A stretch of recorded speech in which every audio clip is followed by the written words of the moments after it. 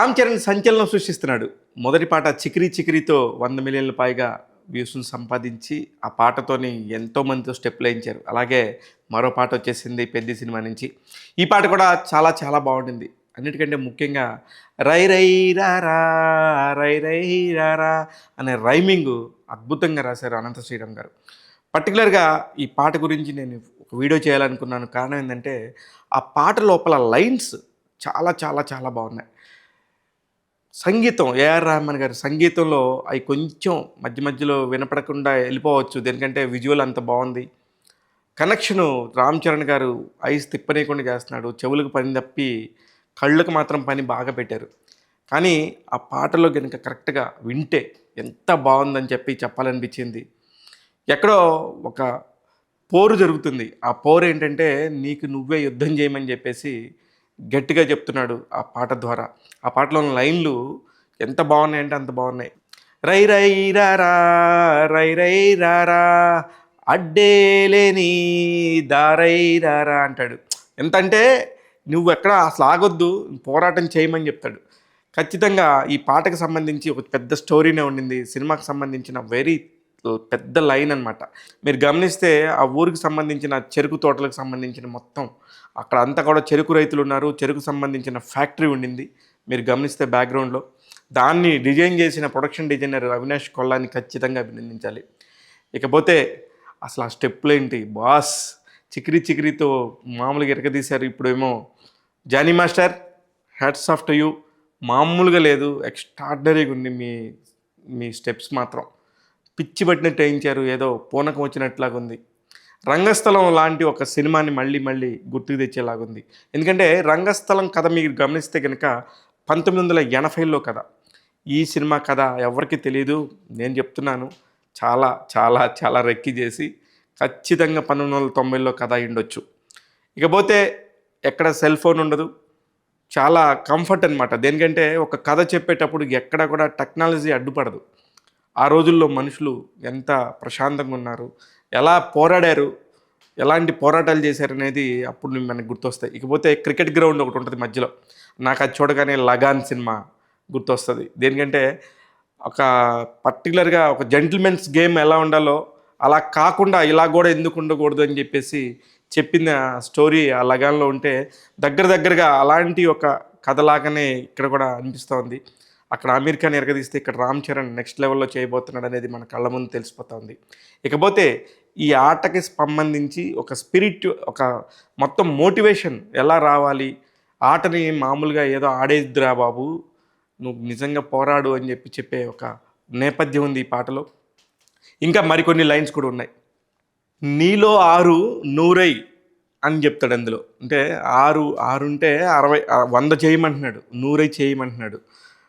నిన్నట్లాగా రేపు ఉంటే ఈరోజు ఏం పీకావని అని చెప్పేసి ఒక క్వశ్చన్ చేస్తున్నాడు నిన్ను ప్రతి ఒక్క దగ్గర కూడా. నిన్నట్లాగా రేపు ఎందుకు ఉంటుంది, నిన్నట్లాగా రేపు ఉంటే ఈరోజు మరి నువ్వేం పీకినట్టు అని చెప్తాడు. నీ అయ్య వడ్డీ నీ బిడ్డ కడితే నువ్వేం పొడిచావని ఇంకొక క్వశ్చన్ మార్క్ వేస్తాడు. ఇలాగా ప్రతి ఒక్క దగ్గర కూడా చాలా కథ చెప్పే ప్రయత్నం చేశాడు చాలా బ్యూటిఫుల్గా. దర్శకుడు బుచ్చిబాబు సన్న అనంత శ్రీరామ్ గారికి ఏ రేంజ్లో కథని చెప్పాడో కానీ ప్రతి ఒక్క లైన్లోని ఆ సినిమాకి సంబంధించిన మోటివ్ ఉంది. అత్యద్భుతంగా ఉండింది. మొండాలకి తలదించేసేటట్టే మొలతాడు ఎందుకు కట్టావు అంటే నువ్వు మొగోడివేనా, మొగోడివైతే మొగోడిలాగానే ఉండు, మొలతాడుని తెంచేసే, లేదంటే మొండెం కనుక తల దించేటట్టయితే మొలతాడు తెంచేసేయమంటాడు. మాట అనుకోకై గెలుపంటే వెలుగోయ్ అంటాడు ఒక దగ్గర. అంత అంటే అంటే వెలుగు, ఆ వెలుగు నీకు రావాలి, ఆ వెలుగులో నువ్వు ఉండాలి, ఆ వెలుగు నీకు దక్కాలని చెప్పేసి చాలా బలంగా కోరుకుంటున్నాడు. ఇందులోనే ఇంకొక అద్భుతమైన లైన్ ఉంది. మండే గుండె నీకు లేకపోతే కాలు చెయ్యి ఉన్నా నీకు లేనట్టే. అంటే అసలుకి గెలవటం అనే దాని మీద నీకు ధ్యాస రావటం కోసం ఒక పోరాటాన్ని ఎలా చేయాలని చెప్పేసి చెప్తున్నాడు.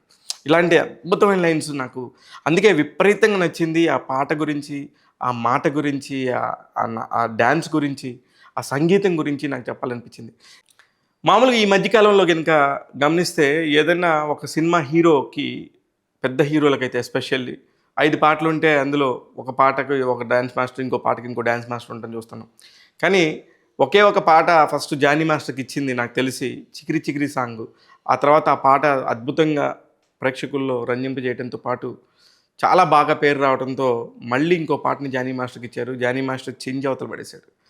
ఇంకా ప్రతి ఒక్కళ్ళు కూడా టెక్నీషియన్స్ పరంగా గనుక గమనిస్తే రత్నవేలు గారు కెమెరామెన్ రత్నవేలు అంటే ఎలా ఉంటదనేది మనందరికీ తెలుసు. గతంలో అనేక బ్యూటిఫుల్ సినిమాలు చూసాం మనం. ఇక అవినాష్ కొల్లా అయ్యుండొచ్చు, ఎడిటర్ నవీన్ నూలే అయ్యుండొచ్చు. ప్రతి ఒక్కళ్ళు కూడా టెక్నికల్‌గా చాలా హై స్టాండర్డ్స్ ఉన్న మూవీ. వృద్ధి సినిమాస్ పతాకంపై కిలారు సతీష్ గారు నిర్మిస్తున్న సినిమా ఇది. చాలా బాగుండబోతుంది అని చెప్పేసి చాలా సంకేతాలు కనబడుతున్నాయి.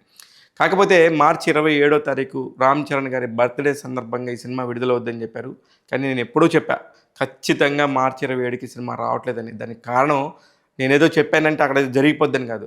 ఆడ చాలా కష్టమైపోతదని, చాలా టెక్నికల్‌గా కూడా చాలా వర్క్ ఉండింది. ఒక విఎఫ్ఎక్స్‌కి కూడా చాలా స్కోప్ ఉండింది కాబట్టి చాలా టైం పట్టిద్దనుకున్నాను. కానీ ఇప్పుడు సినిమాని ఏప్రిల్ 30వ తారీఖు అంటున్నారు. ఇది ఎంతవరకు జరుగుద్దనేది మాత్రం సరే చూడాలి. ఖచ్చితంగా జరిగితే వెల్ అండ్ గుడ్. ఖచ్చితంగా మెగా ఫ్యాన్స్ అందరూ కూడా ఎంజాయ్ చేస్తారు. ఇకపోతే ఈ సినిమాని 2024 నవంబర్ 22వ తారీఖున స్టార్ట్ చేశారు. ఏప్రిల్ 30వ తారీఖు 2026న రిలీజ్ చేయాలని చెప్పేసి ప్లాన్ చేస్తున్నారు. చాలా ఫాస్ట్‌గానే జరిగినట్టు యాక్చువల్లీ. దేనికంటే ఇప్పుడు మనం ట్రిపుల్ ఆర్‌లు, రంగస్థలాలు ఇలా కంపేర్ చేసుకుంటూ పోతే ఈ సినిమా కూడా చాలా పెద్దగా అనిపిస్తుంది. ఇక రంగస్థలంలో కూడా కట్టు, బుట్టు వేషం ఉన్నట్టు ఇందులో కూడా ఒకలాంటి మేనరిజం కనబడుతుంది. ఈ రైతుల కోసం అతను ఎలా నించున్నాడు, ఆళ్ళ అప్పులు తీర్చడం కోసం ఎలా నించున్నాడు, ఆ ప్రజల కోసం ఎలా నించున్నాడు అనేది ఒక కథలాగా కనబడుతుంది. మనం గమనిస్తే కనుక కన్నడ హీరో శివరాజ్ కుమార్ ఒక మంచి పాత్రలో నటిస్తున్నారు.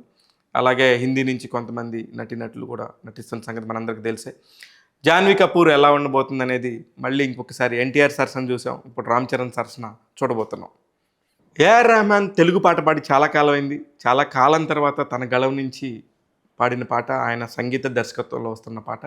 చాలా బ్యూటిఫుల్‌గా ఉంది. 'చికిరీకి' ఎంత పెద్ద స్పందన వచ్చిందో, దానికంటే ఇది కూడా మంచి స్పందన వచ్చే అవకాశం ఉండింది. చాలా బాగుండింది. అయితే అనంత శ్రీరామ్ గారు లిరిక్స్ బాగా డామినేటింగ్ ఉన్నాయా? లేకపోతే ఏఆర్ రెహమాన్ స్వరాలు డామినేటింగ్ ఉన్నాయా? జానీ మాస్టర్ డాన్స్ బాగా డామినేటింగ్ ఉందా? ఈ ముగ్గురితోని ఎవరికి ఎవరు పోటీ పడ్డారనేది మీరు కామెంట్ రూపంలో తెలియజేయండి. ఇకపోతే సింగర్‌గా ఏఆర్ రెహమాన్ అద్భుతంగా ఉందా? లేకపోతే మ్యూజిక్ డైరెక్టర్‌గా ఏఆర్ రెహమాన్ అద్భుతంగా ఉన్నాడో కూడా మీ కామెంట్స్ రూపంలో తెలియజేస్తారని చెప్పి చూస్తూనే ఉండండి ట్యాగ్ తెలుగు. ఇలాంటి మరిన్ని కబుర్లతో మంచి విషయాలతో మళ్ళీ మీ ముందుకు వస్తాను. నేను మీ శివ మల్లాల.